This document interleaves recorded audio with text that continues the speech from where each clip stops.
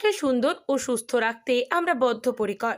বর্তমানে শিল্প শহরের ধুলো ধোঁয়ায় নাবিশ্বাস ওঠা জীবনে গাছ লাগানো যেমন জরুরি, অন্যদিকে পরিবেশকে দূষণমুক্ত রাখতে প্লাস্টিকের ব্যবহারও বন্ধ করতে হবে।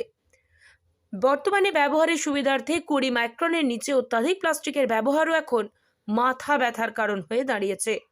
প্লাস্টিকের ব্যবহার আমাদের কতটা ক্ষতি করছে সেই সচেতনতামূলক বার্তা ছড়িয়ে দেওয়ার পাশাপাশি শিল্পের মাধ্যমে কিভাবে সেই আবর্জনায় পড়ে থাকা প্লাস্টিকগুলোকে কুড়িয়ে আবার সেগুলোকে কাজে লাগানো যায় সে বিষয়ে এক কর্মশালার আয়োজন করেছিল Durgapur Chhaya Surya welfare society. Research consultant, educationist and award winning artist doctor Anamika ভট্টাচার্যের তত্ত্বাবধানে ছায়া সূর্যের গাছতলায় পাঠশালার শিশুরা শিখল যত্রতত্র পড়ে থাকা প্লাস্টিকগুলোকে কুড়িয়ে কিভাবে সেগুলো দিয়ে শিল্প গড়ে তোলা যায়।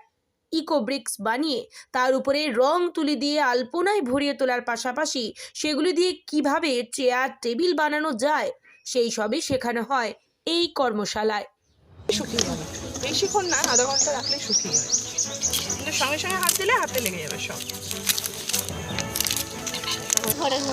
কাঁচিটা দিলো দাও এগুলো। কে করতে গোলাপি কালার? কে করতে যায়? আমি।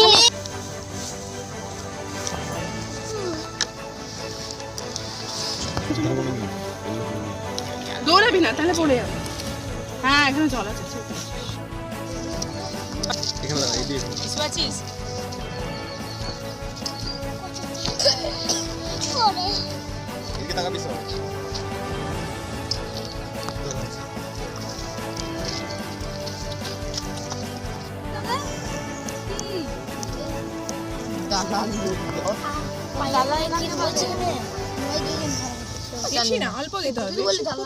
নমস্কার, আজকে আমরা সবাই মিলে পরিবেশ সচেতনতা নিয়ে অনেক কিছু শিখেছি। যেরকম হচ্ছে যে প্লাস্টিক দূষণ, প্লাস্টিকটা যেরকম একটা ভীষণ ভয়ঙ্কর একটা পরিবেশের জন্য দূষণ করছে, চারিদিকে ছড়িয়ে থাকছে, সেটা নিয়ে সব প্লাস্টিক র্যাপার্স আমরা এখন ম্যাক্সিমাম সব যে কোনো দোকানে গেলেই আমরা সব কিছু প্লাস্টিক র্যাপার্স যাই নেব, সব কিছু না কিছু প্লাস্টিক আমরা ঘরে নিয়ে এসে থাকি।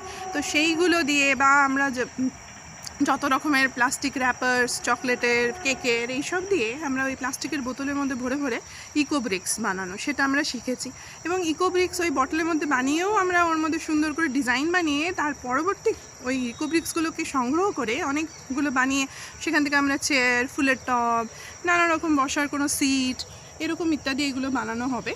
আজকে আমরা অনেকগুলো মোটামুটি প্রায় 10-12টা ইকো ব্রিক্স বানিয়েছি সব বাচ্চারা মিলে, এবং যত আমাদের সারাউন্ডিংসে যত প্লাস্টিক র্যাপার্স বা ছিল সেগুলোকে সংগ্রহ করে করা হয়েছে। তার বাদেও আমরা এটা শিখেছি যে মাইক্রোপ্লাস্টিক্স বা প্লাস্টিক আমাদের কিভাবে ক্ষতি করে, তো সেখান থেকে মাইক্রোপ্লাস্টিক্স আমাদের কিভাবে খাবারের মধ্যে মিশে যাচ্ছে সেটা একটা শিখেছি। আরও শিখেছি যে আমরা আরও অনেক কিছুভাবে কীভাবে পরিবেশকে আমরা বাঁচাতে পারি, যেরকম গাছ লাগানো, আরও নানা রকমভাবে আমরা কোনো কিছু না, আমরা বেশি কিছু মূল্যবান জিনিস কিনেও আমরা সুন্দরভাবে আর্ট বানাতে পারি, নেচার আর্ট, যে শুকনো পাতা বা কোনো কিছু ঘাস, এইসব দিয়েও আমরা কিছু আর্ট বানাতে পারি।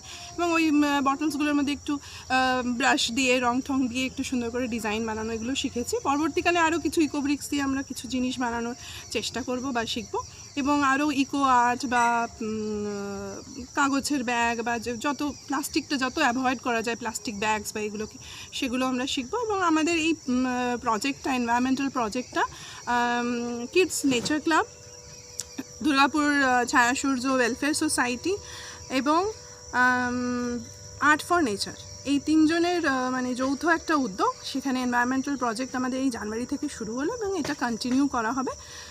বাচ্চাদের নিয়েই মূলত এই কাজটা করা হবে। ধন্যবাদ।